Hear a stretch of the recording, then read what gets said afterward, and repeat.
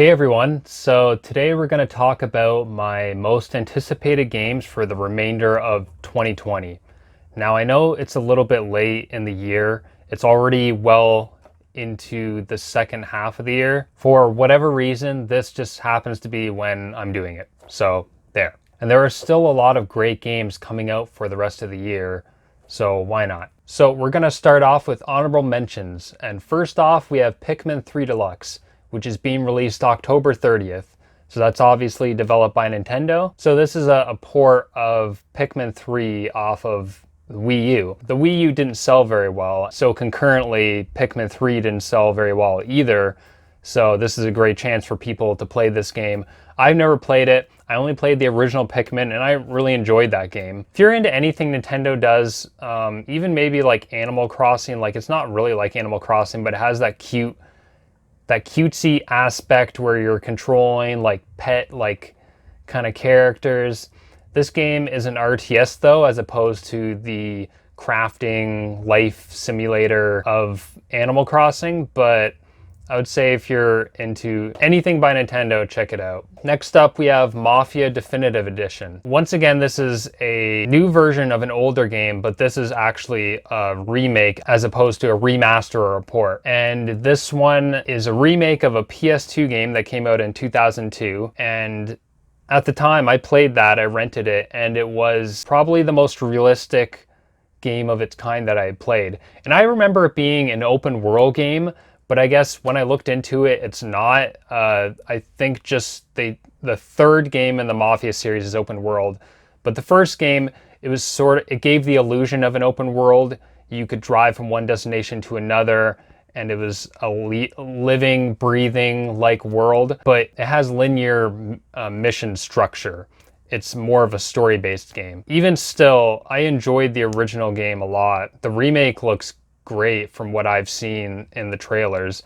There's one particular scene in a gameplay video I watched where a character has gotten shot, and the way that he's talking reminded me so much of Tim Roth's character in Reservoir Dogs when he gets shot in the gut and he's like, "I'm dying, that bitch, she killed me."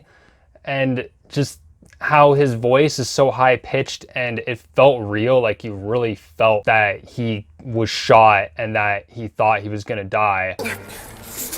Christ, that's a lot of blood. Can you walk? No, I don't think so.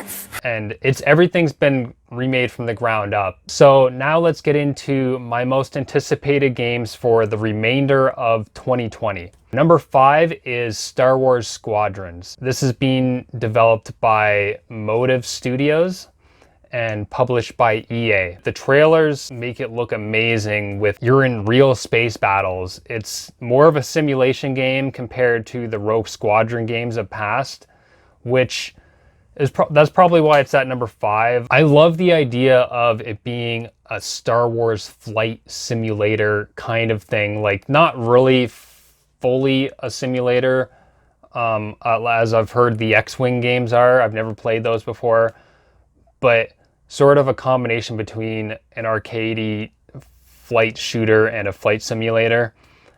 But everything appears to be from the cockpit, which looks awesome, very detailed, and I don't know if there's a VR mode, but that would be amazing to play it in VR, kind of like the Battlefield 2 VR X-Wing level. It might be a little bit too simulatory for me, but it definitely looks amazing. It's a Star Wars fan's dream come true, and we're finally getting back on track with the great Star Wars games. What was the other one? The Force. What was the last one? They all the name The Force in them. I can't remember. It's not The Force Unleashed. Anyways, I'll put it down here after when I figure it out. Number 4 is Serious Sam 4. Now, I didn't find out about this until a couple weeks ago. My friend told me that it's being released. I'm a huge fan of the original Serious Sam. I played it on the original Xbox. It was originally a PC game, released in 2001, got ported to consoles after that, but I never played a game, at least a single player first-person shooter with such fast combat, dozens if not 100 enemies running at you at the same time. and you having to fire them down just in a field. It's just pure FPS goodness. And my favorite memory from those games are the guys with the bombs strapped to they're kamikazes. They just run towards you screaming like ah with the bombs, and then they get close to you and blow up, of course, and you have to shoot them all before they get to you. But this one looks like it's taking a cue more from the original Serious Sam. I played a tiny bit of the second one, and I have Serious Sam 3, but I couldn't really get into that one. They slowed down the pace. Your character moves a lot slower. So this one looks like it's more of a return to form. Your character moves a little bit slower, but it still looks more, it kind of is taking a page out of Doom, it seems like, but even more traditional, like pretty much just like the original Serious Sam, although just maybe some modern touches added, but it looks really good. That's developed by Crow Team. It's being published by Devolver Digital. They're doing great stuff. They have so many indie games. Devolver Digital, My Name is Pedro, Hotline Miami was the first game that I heard of from them. So they're picking up a lot of great developers, so I'm really impressed by them. Number 3 is Crash Bandicoot 4, It's About Time. If you know me, you know how much of a fan I am of Crash Bandicoot. It was one of my favorite gaming memories is from the first Crash Bandicoot running away from that boulder. I put that in my Last of Us Part 2 video.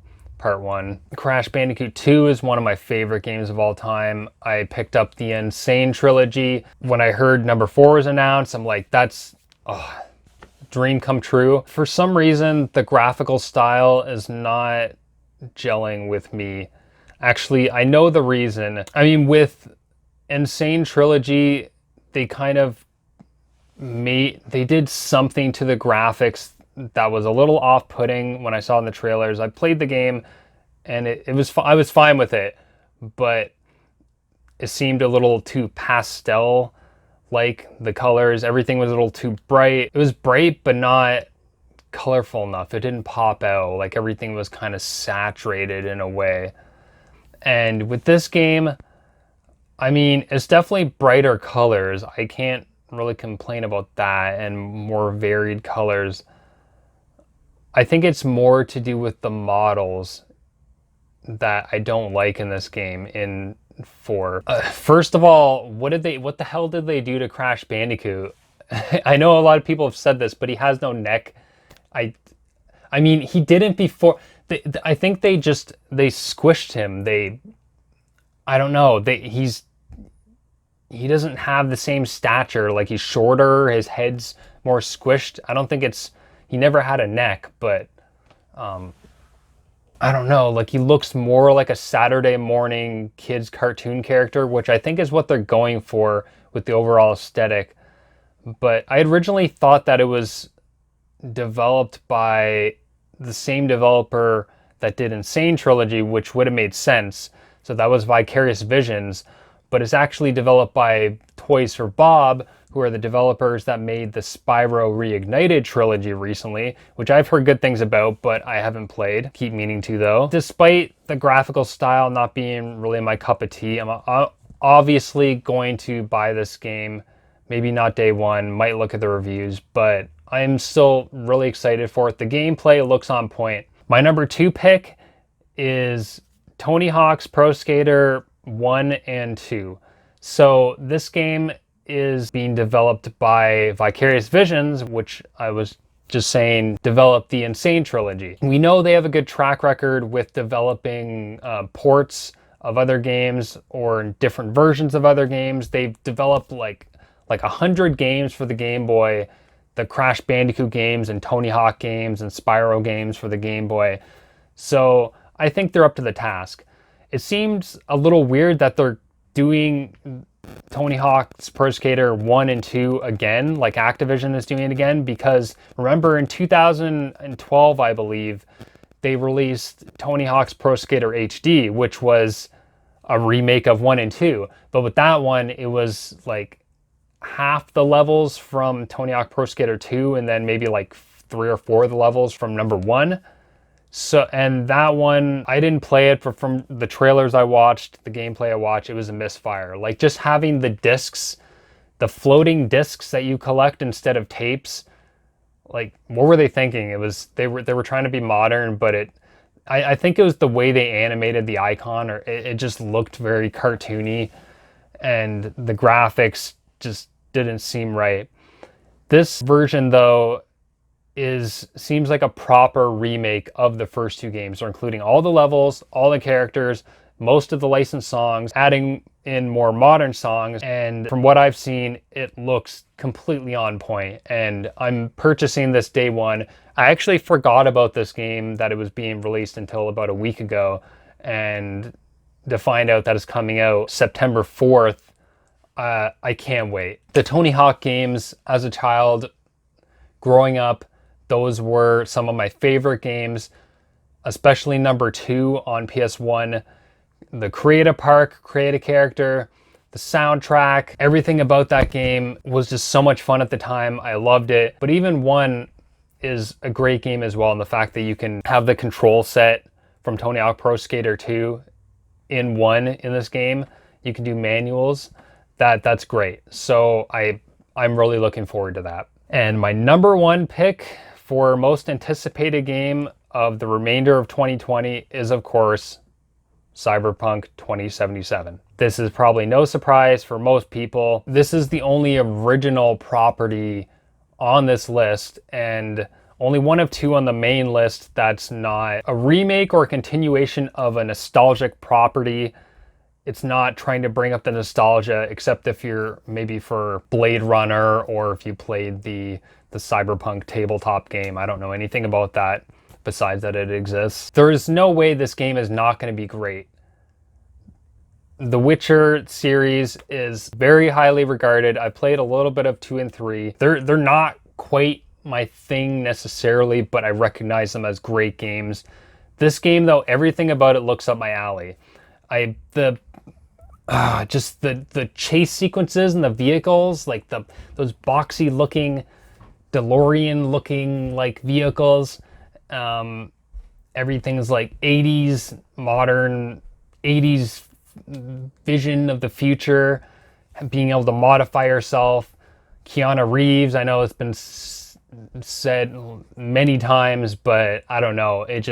He seems perfect for this game. I don't know, it just seems like like the coolest open world that I've seen in a game yet. I can't wait to just dive in. I don't know too much about this game. I just love the look of it. I think it's going to be on par with anything Rockstar has done, Grand Theft Auto, Red Dead Redemption.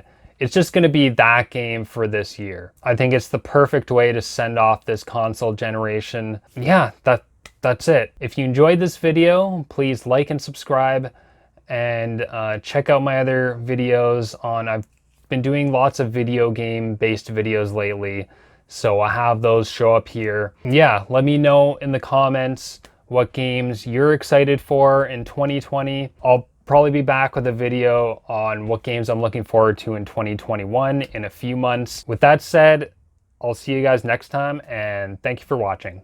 Bye. Unique New York, unique New York. Ow now, brown cow, ow now, brown cow. The Human Torch was denied a bank loan. Do you hear me, Audrey? Do you hear me?